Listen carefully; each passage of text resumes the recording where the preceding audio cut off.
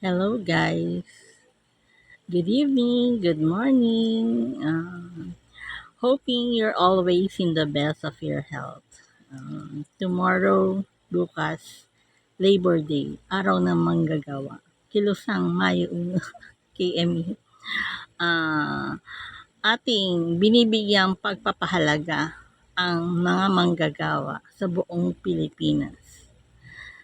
Ah, na bumubuhay sa ating pamilya. Kaya tamang-tama sa araw ng magkagawa, nagkaroon tayo ng 20 pesos per kilo ng bigas.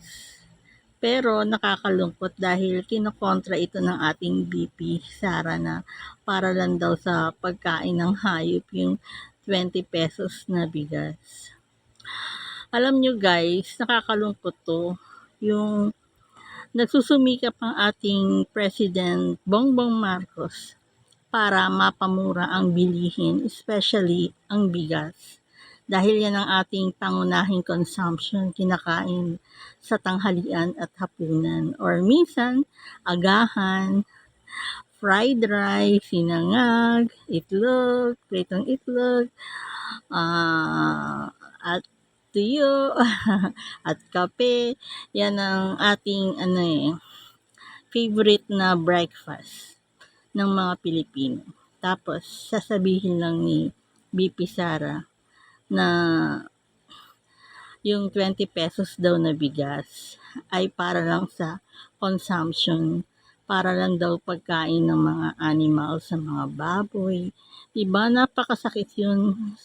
Ginagawa ng ating president ang kanyang makakaya para mapababa ang presyo ng ating mga pangunahing bilihin para sa ating mga kababayang Pilipino, para sa ating 120 million Filipino people. Dapat maging proud tayo dahil uh, at least naisakatuparan na ng ating President Bongbong Marcos na mapababa ang presyo ng bigas. 20 pesos per kilo at maganda naman at tulong-tulong ang ating mga magsasaka at ang gobyerno para mapababa ang presyo ng bigas, 20 pesos per kilo. Isang magandang regalo yan para sa Labor Day, araw ng manggagawa. Pero yun nga, ang nakakalungkot, ang kumukontra ay ang ating mismong VP, Vice President na si Sara Duterte, na masyadong minamaliit yung pagkain ng mamamayang Pilipino na 20 pesos per kilo na bigas, ang mapababa ang presyo ng bigas ay napaka malaking bagay yan sa mga ating kababayan dahil ang pangunahin nating consumption ay ang bigas. So,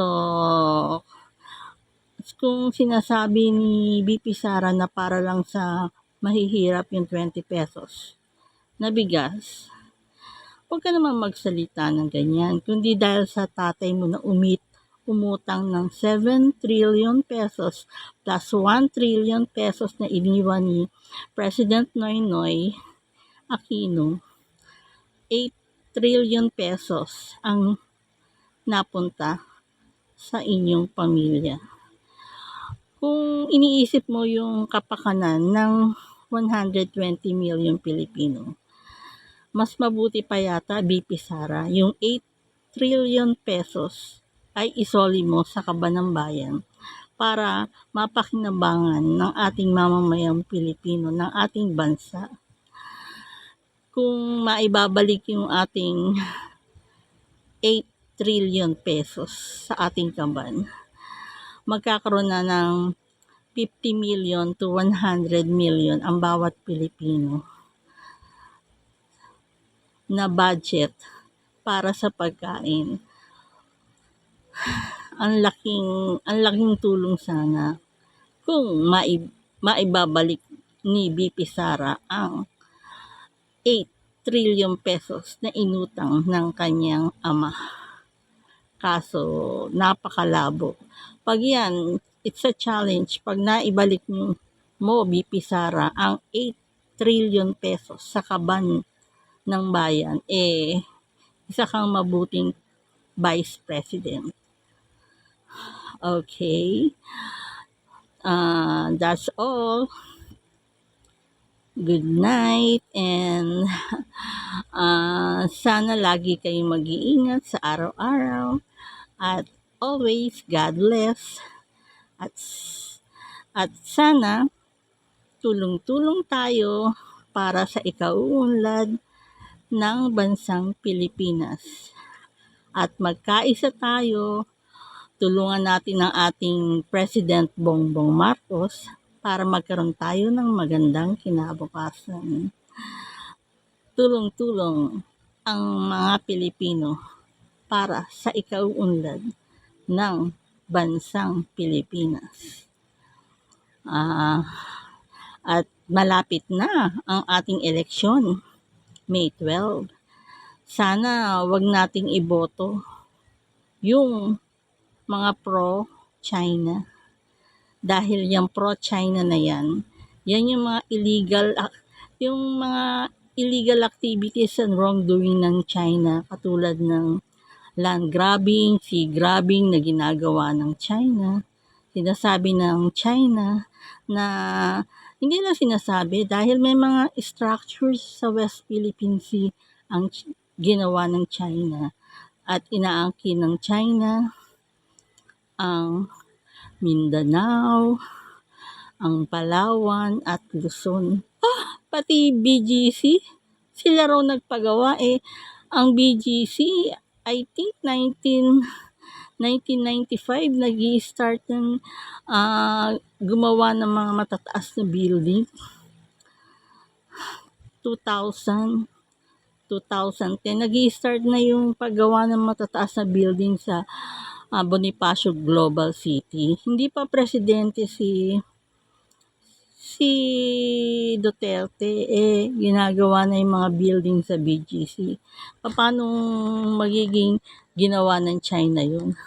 Fake news. Tsaka, please China, wag mo angkinin ang Luzon, ang Metro Manila. Hindi pag-aari ng China ang Pilipinas.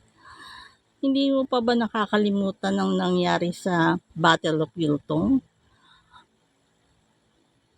900 Filipino soldiers tinalo ang 40,000 na Chinese soldiers. Gusto niyo pa ba maulit yun? China? At hindi lang yan. Pag kinalaban niyo ang Pilipinas, may decision na sa West Philippine Sea, sa International Court, na panalo ang Pilipinas sa UNCLOS, sa International Court. Kaya tulong-tulong ang United Nations, ang NATO, ang G7, member na ang Pilipinas ng G7, kaya G8 na. At lahat ng bansa sa Asia na inaargabyado ng China, magtutulong-tulong.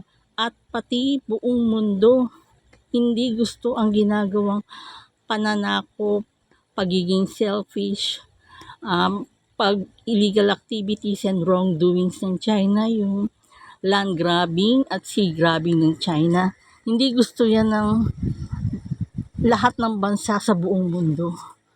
Antayin niyo pa bang bagsakan kayo ng lahat ng bansa ng missile hanggang sa mabura kayo sa Pilipinas? Sa buong mundo, mabura yung sa mapa ng buong mundo, mabura ang China sa buong mundo. Aantayin niyo pa ba yun? That's all. Good night. Ingat lagi. Bye-bye.